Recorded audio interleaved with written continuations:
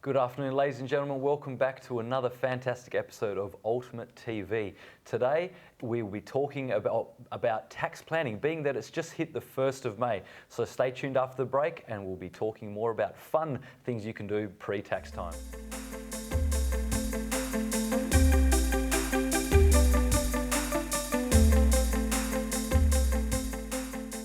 Welcome back, everyone, and I've got Michael here with me today, our fantastic business entrepreneur specialist. Michael, how are you today, my friend? I'm good, thanks, Bobby. And yourself? Not too bad. It's been good. When you said, Michael, I want to do a show about the fun things you can do with tax, I'm like going, I've got to get in on this one. Yep. It's unfortunately a burden that we must live with in business and even personal employment. Yep. It's something that we need to stress about to make sure that in this lovely country of Australia, we can maximise our tax deductions and make sure everything flows as efficiently as possible. And one thing I will say, I've heard a few people saying, business people get tax deductions for this, tax deductions for that. Look, these things are in place because there's a cost of doing business. And what the government's saying is, well, we can't tax you as a cost to doing business. We only want to tax you on your profits that you make. And I think that's one of the things to get across straight away. There's sometimes especially when I was an employee, I couldn't get my head around, why do I only get this little bit of tax deduction? Yep. And my boss gets all of this. Yeah, exactly. Yeah. And it's all about risk versus reward, isn't it? It certainly is. Yeah. So self-employed, bigger risk, employee, you've got less risk anyway, so. And it was interesting, I was listening to, I can't remember who it was now, but he was saying about how much indirect tax he pays, and his argument was, or his discussion was along the lines that, I make all these employees, and I've got all these employees, and I pay them, and they pay tax, so tax is flowing from our company in all different ways. Yep. We buy products, goods and services off other companies that make profit, so they're paying tax. Yep. And he said it's a little bit more complicated than just straight down the line, dollars in, dollars out the door. Exactly, and that's unfortunately that's what a lot of people forget. It's the business owners get the most tax deductions, or they can claim their car or whatever it may be. But then they're the ones employing the mum and dad workers. They're the ones paying for their taxes, paying for their super, and like you said, buying products which another business is declaring GST and we get to claim it, and all that type of stuff. So there are a lot of, don't get me wrong, there are a lot of flaws in the system, but that's part and parcel of living in a heavily regulated country like Australia. So and I think that's one of the things, isn't it? You said there's flaws, but I think we all got our ideas on parts of the tax system we'd want to fix or we would like to abolish. But trying to get a perfect system, I don't think a perfect system works. Do you find that is why there's been a development of so many laws and so many different acts that have come in, even from our little old superannuation funds to our inheritance funds to all this sort of stuff? Unfortunately, it's new laws come about effectively on a monthly basis.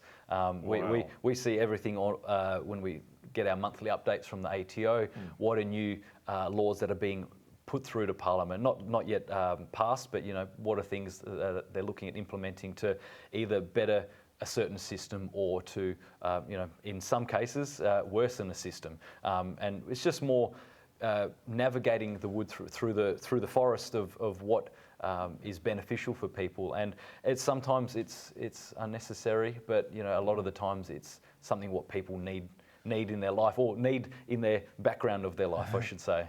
Yeah. One thing I think I always wondered was that, a lot of us in business, per se, we will consult with outside people who our actions are actually going to impact on and get their advice and their input, and then that helps us build a better business. I'm wondering, does the taxation department consult with accountants on a broad scale, or with the accountancy bodies like the CPA and the CA Chartered Accountants, but more so they go with the Tax Practitioners Board, which is what we're, as tax agents, the business owners are regulated by. So I suppose that's one aspect, and then there's the CPAs and the Chartered Accountants that I suppose help out with bettering laws and getting clarification from the ATO in regards to what this law means in their sense, and how can we, I suppose, portray that to in layman terms to the general public. The one membership that we're a part of is the National Tax Association of Australia, NTAA. They are fantastic with things like that. That's why I'm a member of them, because they provide really good training sessions, but also the fact that they fight for the taxpayers and also the accountants as well to say, hey, listen, there's a grey area in this new law that's just been passed. You know, can you clarify this? And they do a lot of fighting for us, which is amazing. Yeah. So here we have, we've got business owners, we've got employees, we've got retirees, we've got a whole mixture of people who are affected by tax implications. And you said we're going to have some fun with it. Yep. Well, what I mean by fun is for business owners, I'm sorry, mum and dad taxpayers, but for business owners, who are mum and dads as well, but the business owners out there, previously there was the asset write-off. I don't know if you remember last year, ladies and gentlemen, when we spoke pretty much around this time about this topic, was that the tax office brought in a law where you can purchase any single asset under $20,000. That's right, yes. And can't claim an immediate tax deduction for it. So that could be a new or old car, that could be a new laptop, that could be a new camera system for you guys, whatever it may be. That was increased at the start of this year from 1st of January to $25,000. Wow. Which was good. But but wait, there's more. There's more. Okay. There's more. Then get some steak knives. I believe it was the 14th of April, around that time, that the law was passed. It's been increased to $30,000. Is there a time frame on it? Like, if you've got to spend it between this date and this date, are they giving it a year or what? Well, that's something which is an unknown at the moment. So the 20,000 was supposed to be up to 30th June 2019, which is coming up, and then they increased to 25,000, and now this 30,000 threshold. It hasn't. I believe it's still to 30th June 2020, so one more financial year. Wow. But the $20,000 threshold was only meant to be a 1 year off anyway, and now they've extended it to, now the 30,000 is 3 financial years on. So it's unfortunately there's no end date to my knowledge at the moment. Okay. So for a business owner, I suppose the public would then say, why? What is the purpose behind giving such quite a broad tax deduction? Because before it was on very specific things. You could buy a new car, but you certainly couldn't buy an old one. Correct. So why would they open it up, do you believe? Why I believe I suppose they want to try and keep the economy growing. So likewise, I suppose before I head on to that is the small business threshold. Wow. So this is where this allowance comes about as well. So to be classified as a small business in Australia a couple of years ago, your turnover had to be less than 2 million. Yes. Then that was increased to 6 million. Right. Then it was increased to 10 million. Now it's 50 million. So if you're a business turning under $50 million, you're classified for some parts of the law to be a small business. Really? Yeah. There's got to be a few people out there going, 50 million? I know, right? Yeah. That's obviously not BHP's not even to that scale, but there's those larger businesses which you would not think to be a small business. They are classified in certain parts of the law to be a small business. Well, I suppose that just shows you the changes that are actually going on. So up to the guys up to $50 million turnover now can claim this 30,000 blanket tax deduction. That's right. So what I believe that's come about is the increase in a small business thresholds.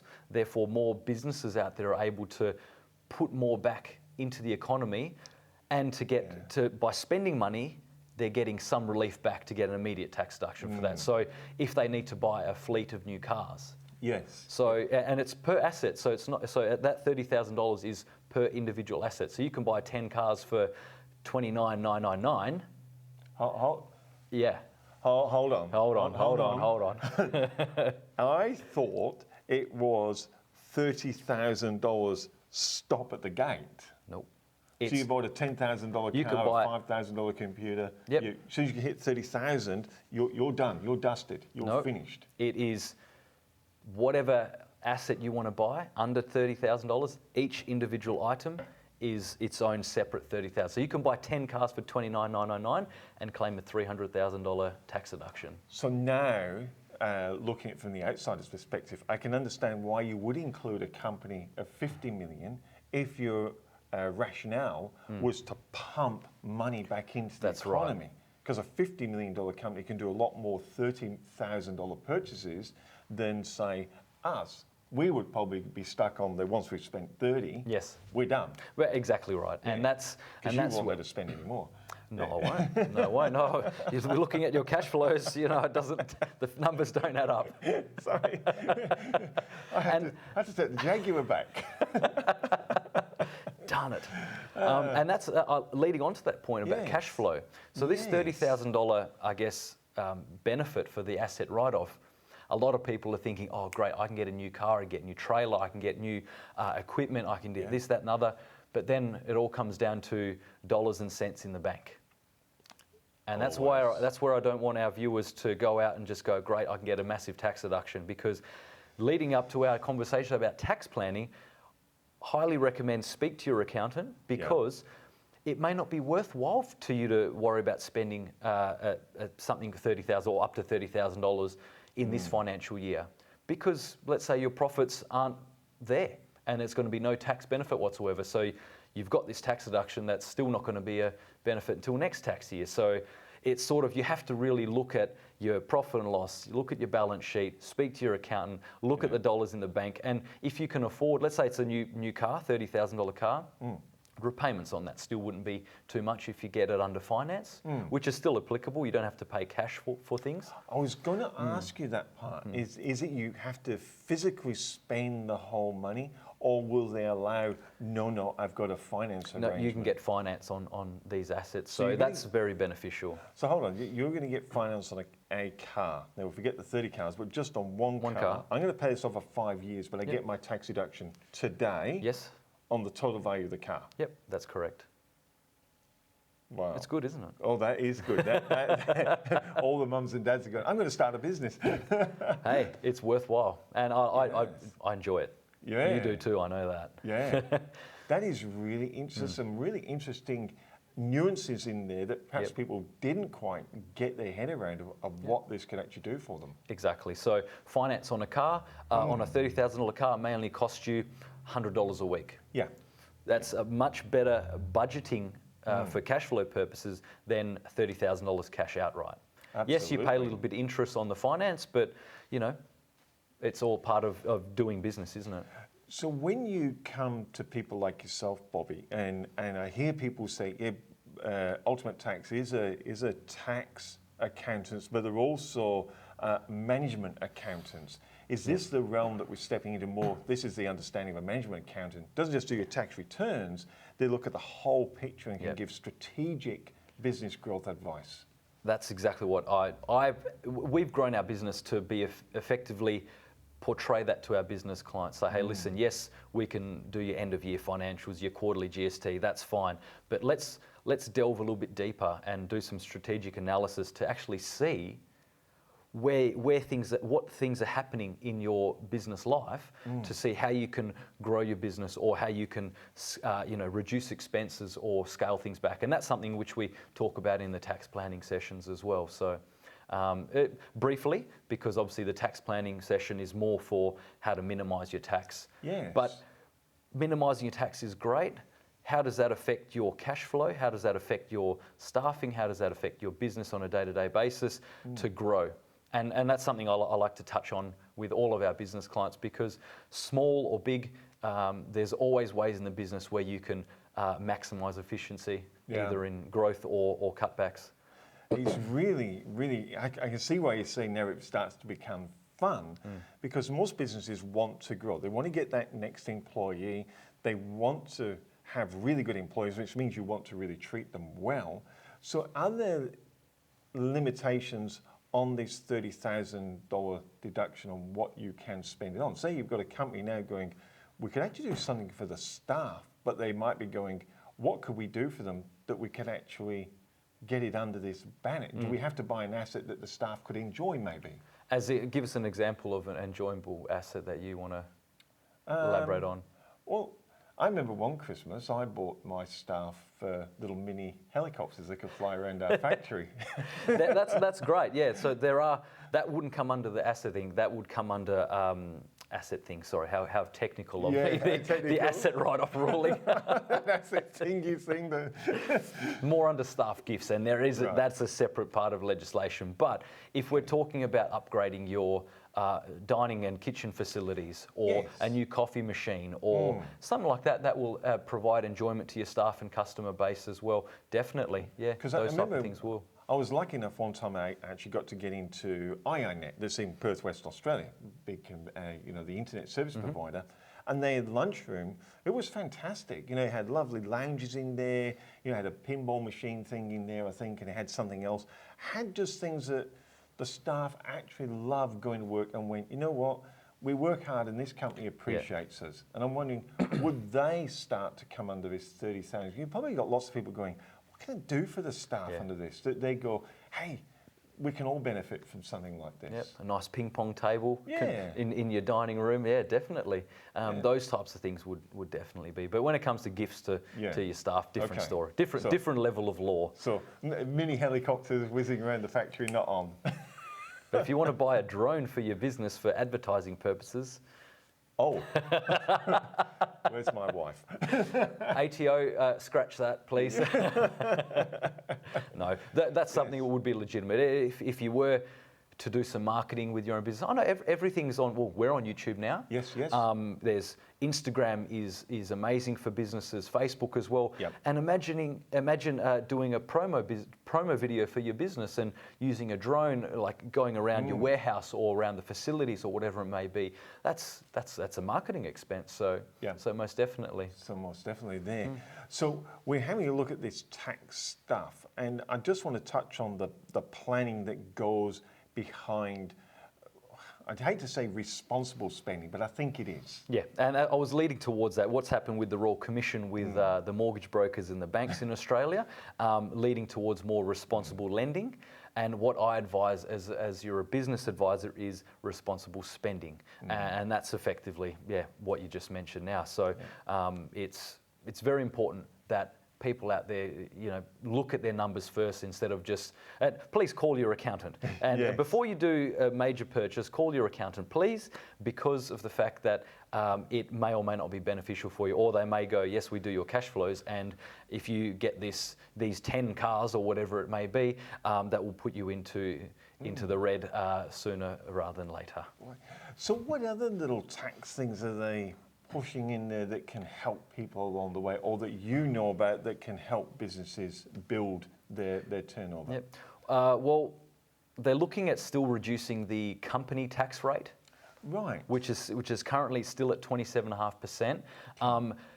The ATO forever changed the years of when they want to continually change things, but at this stage, I believe it's 2025 that they're looking at decreasing that rate slowly towards that 25% tax rate. Because am I right that normal employee tax rates they've changed the barriers on them? They have, yes. So normal employee, which if you pay yourself a wage in your business, you would also be affected by this.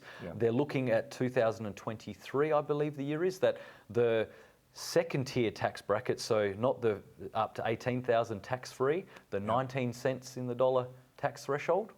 That's going to be increased from currently 40, that will be increased to 45. So another $5,000 of a lower tax rate of income. So that kind of works out very well, and it does affect all taxpayers from your low to middle income earners to your wealthy earners as well. So, but it's really putting at that level. If you're a lower income earner there, you're really starting, that would have an impact on you, surely. Yeah, that's right. And not only that, lower the first tax bracket of 19%, the next tax bracket of 32.5%, that's looking at getting increased from currently 90. They want to increase that to 120,000. So it's just going to save a little bit more tax for people earning, up to 120,000 as well. So the mums and dads out there who are doing some overtime and they were going, is it worth it because I'm losing all my money for the extra dollars? They can actually earn a bit more and not feel like they're working for nothing. Yeah, exactly right. Another benefit for salaried employed people is the should be anyone, because sole traders and partners in a partnership also this applies to, is if you're running a business, that the low income rate has increased to be called a LMITO, low and middle income tax offset.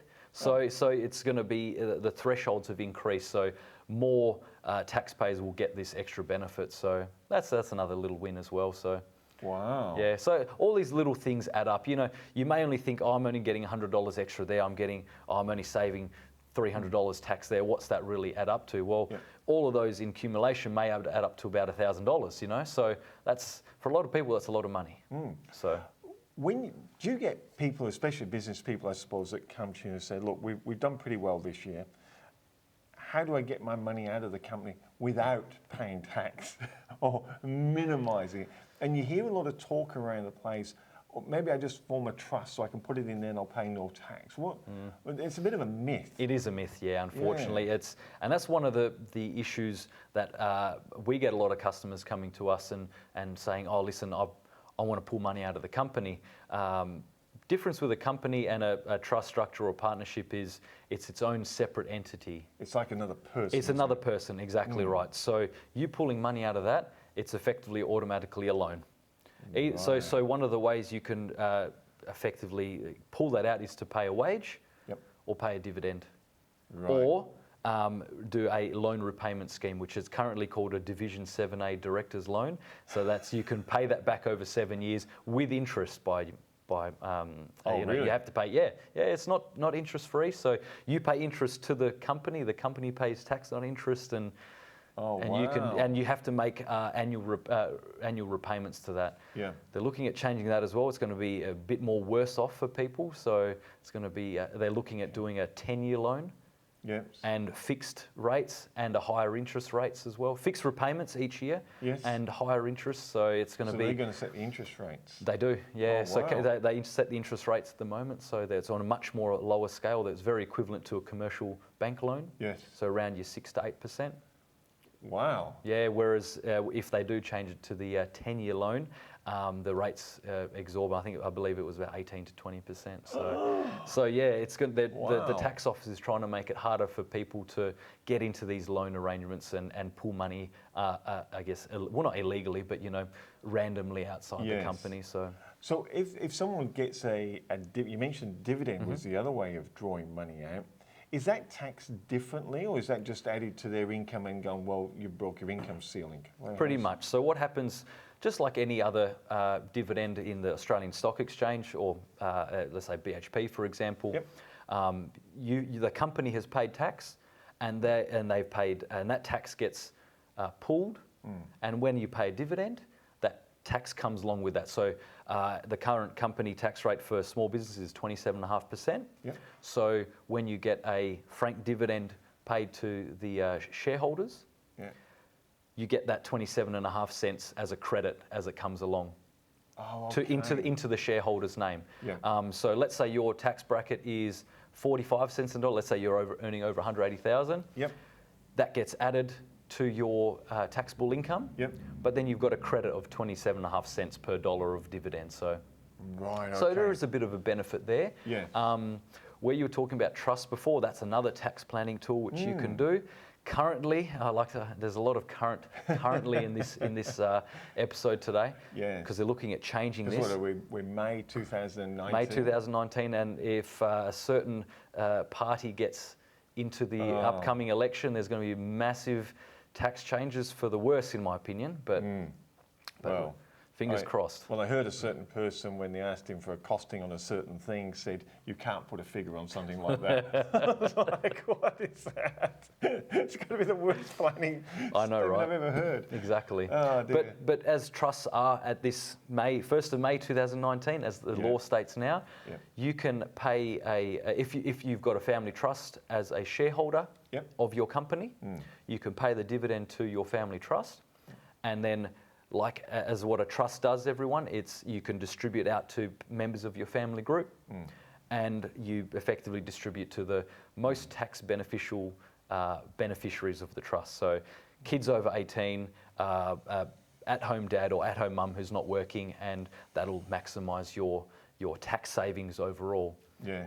But wow. So why I say currently is because they're looking at any trust distribution getting out to beneficiaries. They want to make a flat tax rate of 30% on those distributions, which would pretty much eliminate any tax saving.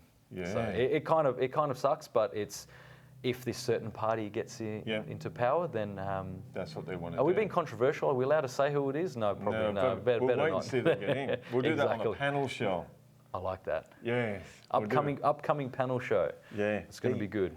So currently, that is a question though. We're about to go, it is May 2019. I think the 18th of May is our election. Yeah. Do you think if the opposition gets in, that this $30,000 thing may be taken off the table?